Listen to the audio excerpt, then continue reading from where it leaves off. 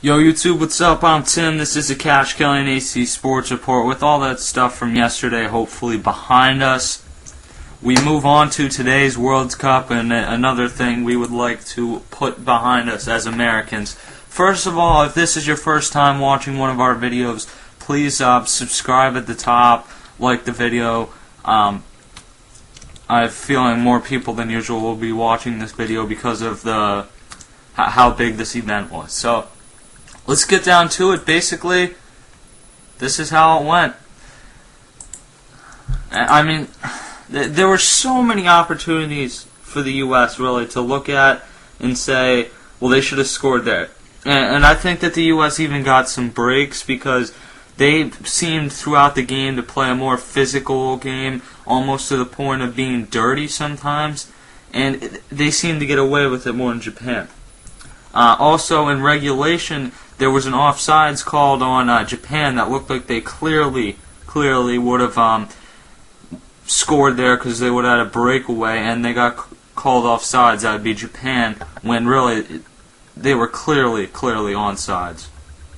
I mean, it's tough as an American to watch this. I gotta say, this is the best football match I've ever seen in my life, though, because I mean, last year's World Cup was tremendous for the men's side, but I think if you look at this, not only did it have, there was more scoring, a little bit more scoring, it wasn't like a blowout, and it was back and forth the entire game. When you thought Japan was out, they had the fight, and that's something that you looked at and you said about the U.S. the entire time, and in the end, it ended up being that Japan was the one with the fight when it mattered. I mean, the U.S. did a horrible job at closing out these games, or closing out this game. They had a chance to do it in regulation, and they didn't do it. They had a chance to do it in overtime, and they didn't do it. And then when it came to penalty kicks, I'm sorry, you gotta have your best shooter, Abby Wambach, shooting first, and they didn't have her doing that. So it really made no sense to me why you waited to have her fourth. She seemed like one of them who was cool and calm.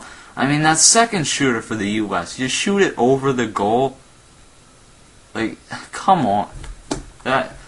This to me will go down as one of the biggest chokes in U.S. sports history, because maybe the first time you can get away with it happening. Maybe you can look at it the first time and just kind of say, you know what, they came back. That doesn't necessarily make it a choke. But when you do it a second time in overtime, I mean, jeez.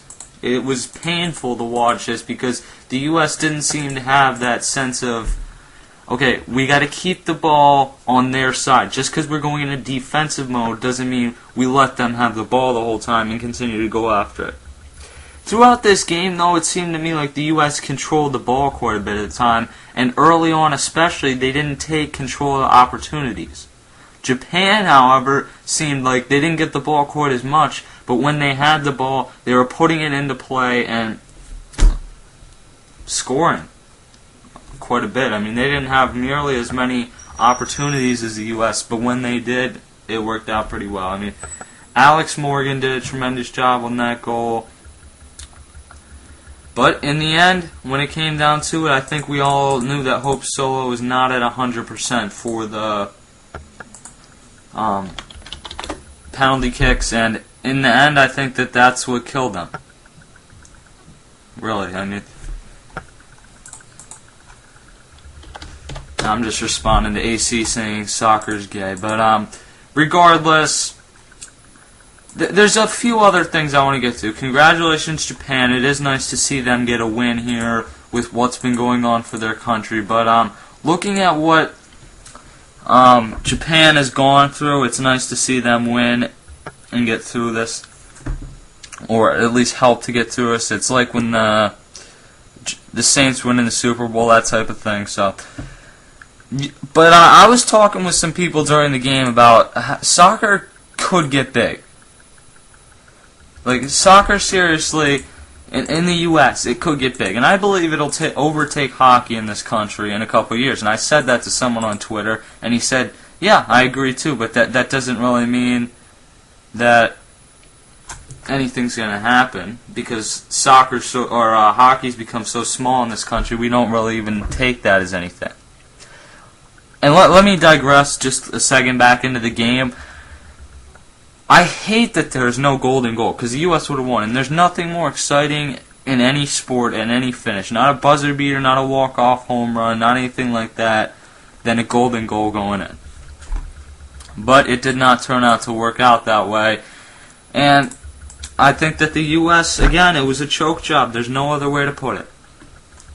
Now, back to soccer getting big. I think that soccer really could get big in this country, because I remember last year at this time, being online on Facebook and having people say, oh, soccer's stupid all year, but then they would be talking about it when it comes around to this game. A lot of people watch this, and I think if the U.S. men got in this is no shot at women, but people care more about men's sports, especially in America.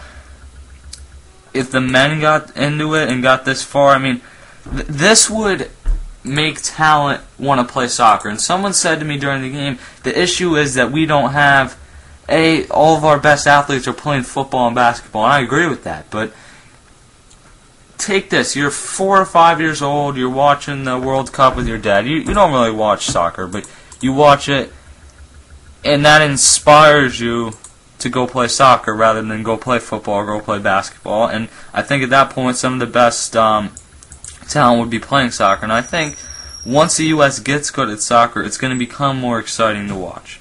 And then he said, well, the U.S. doesn't have a league to compete with the Premier League and La Liga, and I agree with that completely. But the MLS, the product's got to get better. I really cannot watch the MLS. But the product has got to get better, and I think if you have better talent, it will get better. And even if you have players playing overseas, the bottom line is that the ones that are playing overseas will come back to America for the World Cup, play here, and then after you see that happen, as a kid, you want to say, I'm going to stay in this MLS, I'm going to help make this good, and I'm going to be one of the best players in the world for America. So I think soccer, in 15 years, I'm excited to see what can happen, because I enjoy watching it, especially in a game like this. I know a lot of people don't, I do, but I think that in the end, the U.S. choked this one away, and it really sucks being from the U.S. But subscribe, whatever. I'll see you guys later.